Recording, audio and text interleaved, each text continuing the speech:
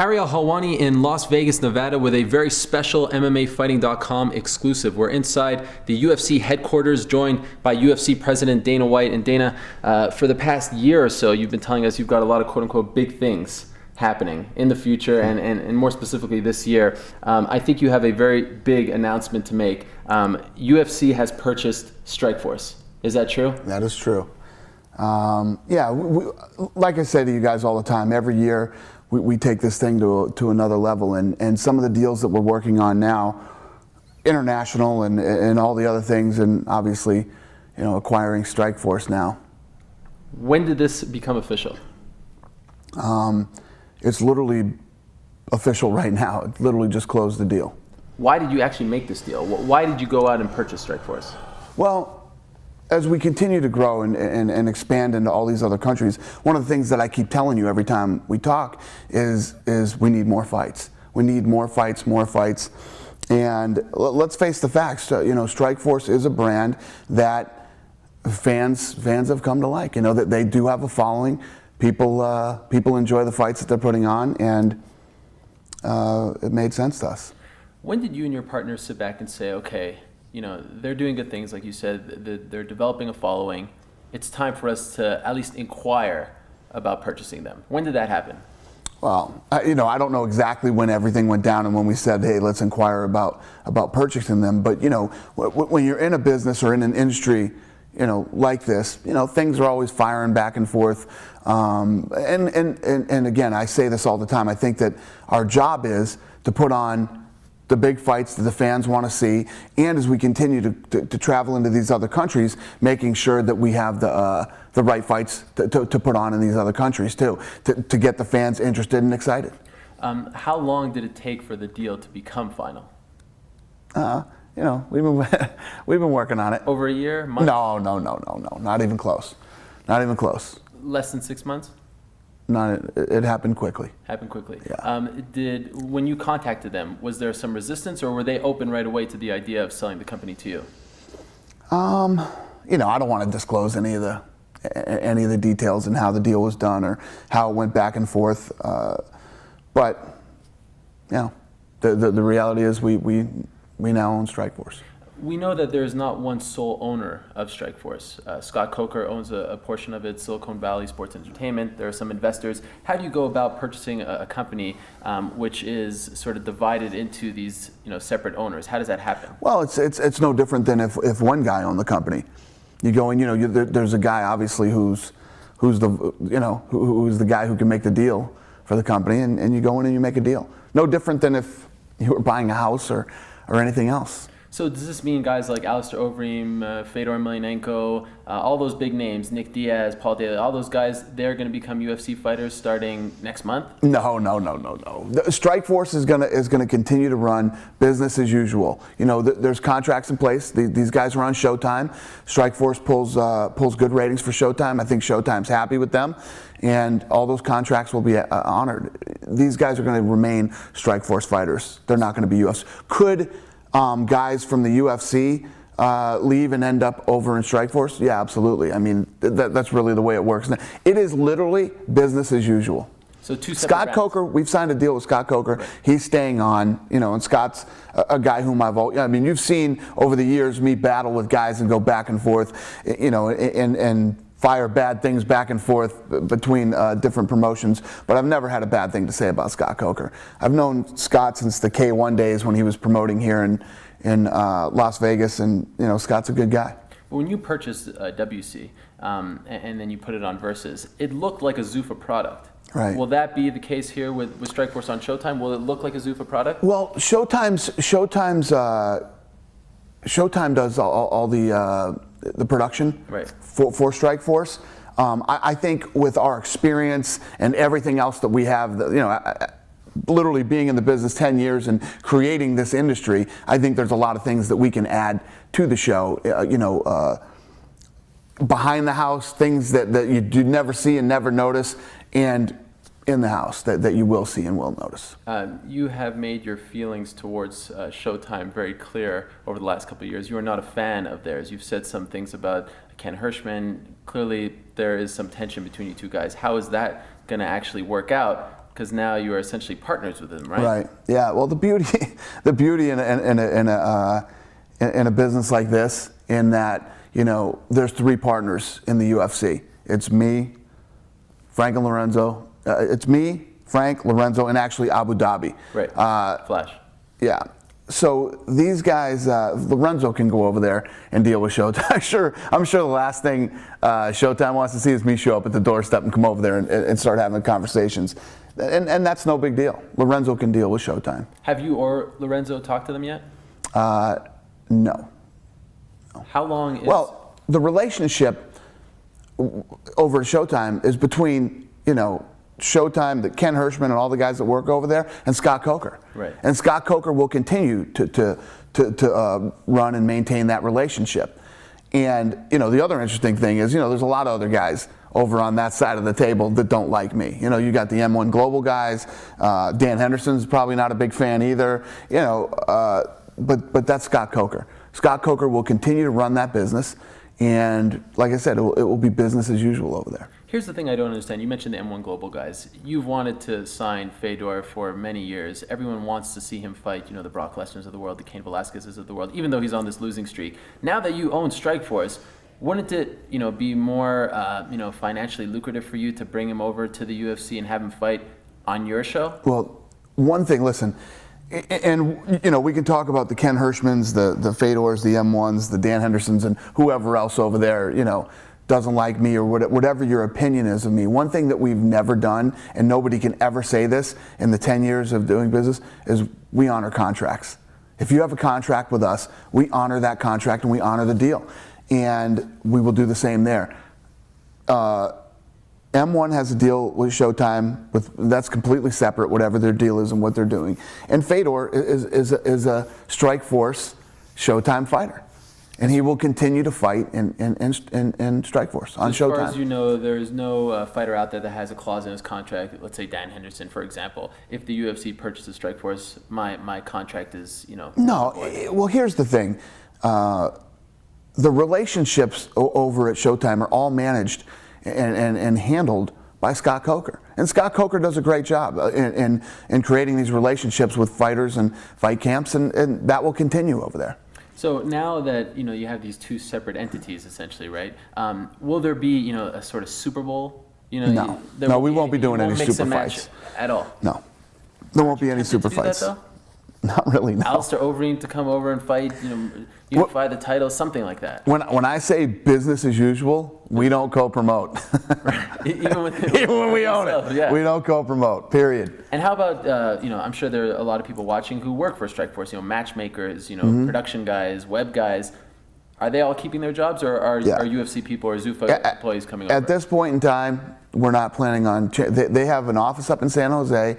They do their thing, and like I said, business as usual. Scott Coker will continue to run Strikeforce with his people.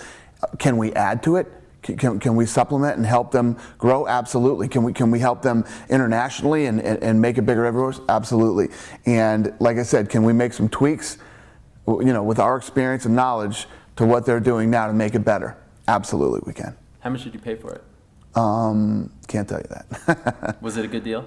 Yeah. When have you ever seen me do something that I consider a bad deal? You know, there's been offers on the table for us to do lots of things, from network television to you name it. Network subscription, whatever it is. If I don't think it's the right deal, then we don't do it. Compared to the Pride deal, which organization did you pay more for? Good question. That I won't answer. Which is a bigger deal in the history of this sport? Because Strikeforce was a competitor within North America. Yeah, and they were on the Pride deal was huge. I mean, us even though they were on the decline? Us acquiring Pride, and yeah, I mean, realistically, at the time, I mean, when you look at it, any way you look at it, and you know, we own Strikeforce and all this other, I'll still say the UFC is the premier brand in mixed martial arts. And I've been saying for 10 years, we have a plan to take this thing global and make this thing the biggest sport in the world. And we're coming up with some things this year, again, that are going to, you know, we're going into 55,000 seats in Toronto, Canada. We just sold out in Australia again, and we're planning on going to China We actually, the last fight we did where the kid from China fought, pulled killer numbers over there. It did great. We're going to China, we're going to Korea, we're going to Japan, we're going to India, we're going to all these other places. And what we're doing now is we're putting together the game plan and the model on how we move out into all these other countries. And you say you're going to honor the Strikeforce deal with Showtime. How long is that deal for?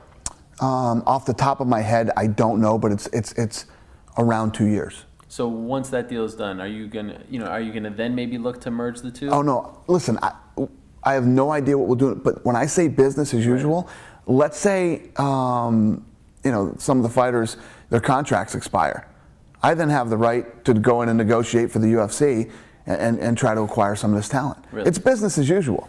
Yeah, I'm looking to get whatever talent Strikeforce has coming up, or whatever talent Strikeforce doesn't have, and Scott's going to be doing the same thing.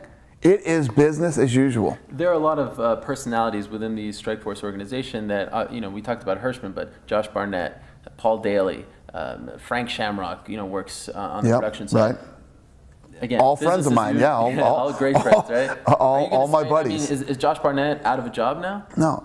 Josh Barnett has a contract with Strikeforce, and he has a deal with Scott Coker. That deal will remain in place.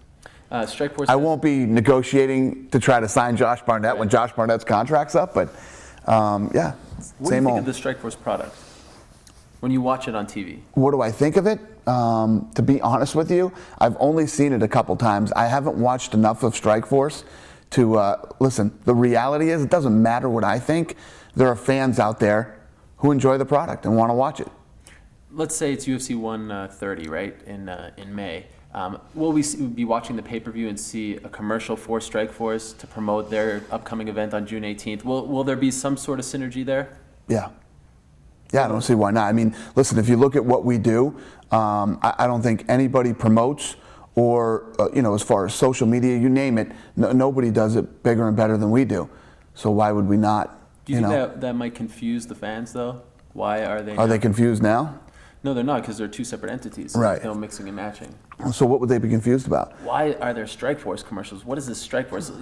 The name Strikeforce doesn't have the same kind of impact as the UFC brand name. So what is this? I agree. You've often talked about the alphabet soup problem in boxing. Now you have another, you know what I mean? And I think that's part of the reason why it was good to merge UFC and WC. Right.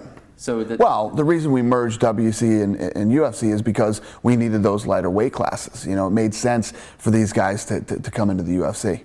You talked a lot about women's fighting. Right. You said famously on TMZ recently, it'll never happen. Right. They obviously have women's divisions. Right. Business as usual. Scott Coker will continue to put on women's fights and sign women and whatever the deal may be. Is there a chance it's sort of your way of dipping your toe into the water and seeing that this could actually be a viable part of your company, women's fighting, and maybe in the UFC? My big problem with women's fighting is what it always was. It's that there's not enough real good girls out there to create a division. Can you do some cool fights here and there? Yeah, but not enough to create an entire division. Will we see Dana White at the Strikeforce events? Probably not. I don't think so. Well, here's the thing, and you and I have talked about it 50 times in this interview already. There's a lot of people over there that I have, I don't want to make anybody feel uncomfortable over there. That's Scott Coker's deal. He runs that show, and it's business as usual. If we didn't own the company, you wouldn't see me hanging out at a Strikeforce event. You probably won't see me at one now that we do. Maybe not you, but someone like Joe Silva or Lorenzo. Will we see UFC? Yeah, I'm sure you'll see people over there. Yeah.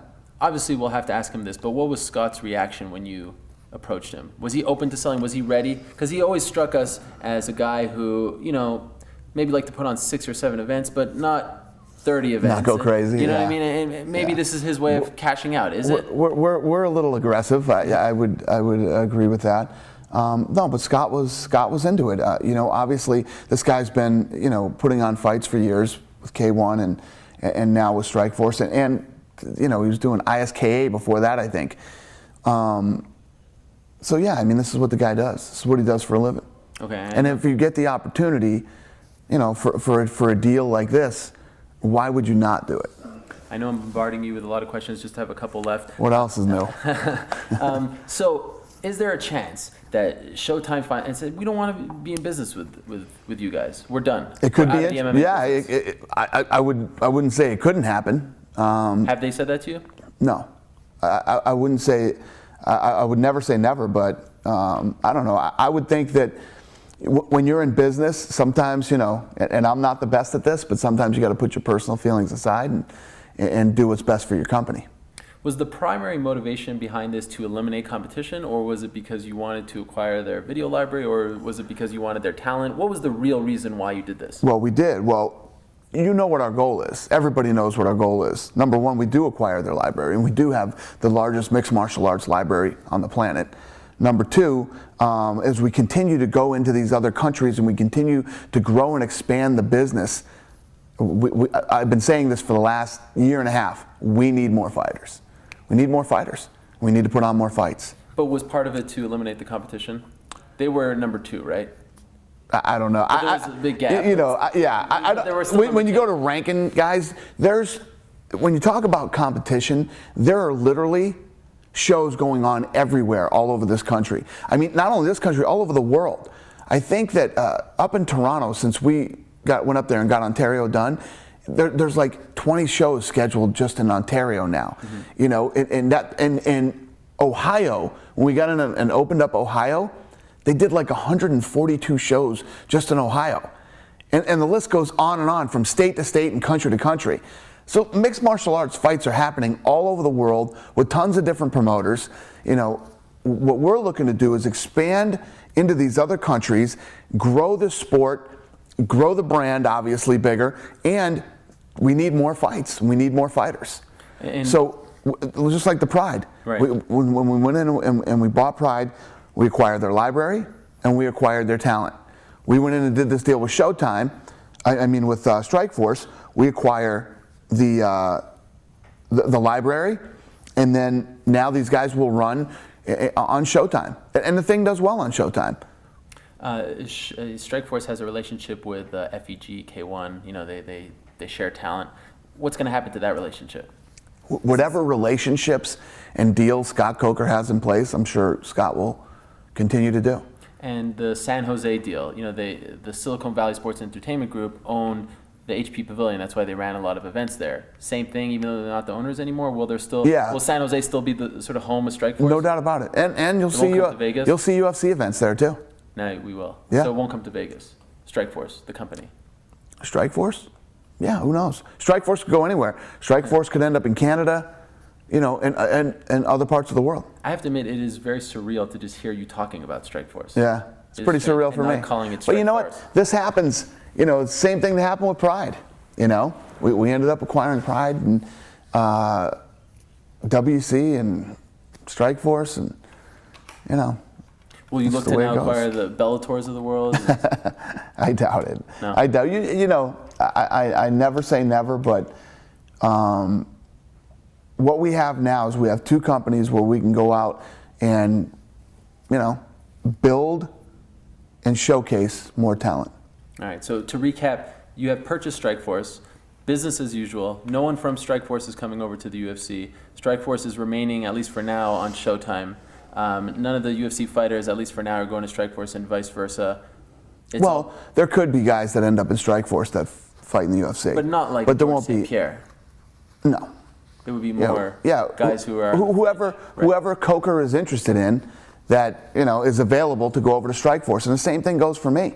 Whoever's available and I want them for UFC. So if someone gets injured and you need a late replacement and No, I don't think... No. It won't be like that. We're talking about when deals are up. Somebody's deal is up with the UFC and we start...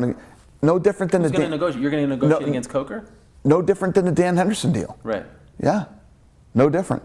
That's a separate business that has a separate income. They have their own budgets and everything else that they do. They have their own television deals. And if they're that interested in acquiring, it's no different than it would have been before. And as the owner, you can't look at it and say, I don't like this deal. You're paying Dan Henderson $250,000.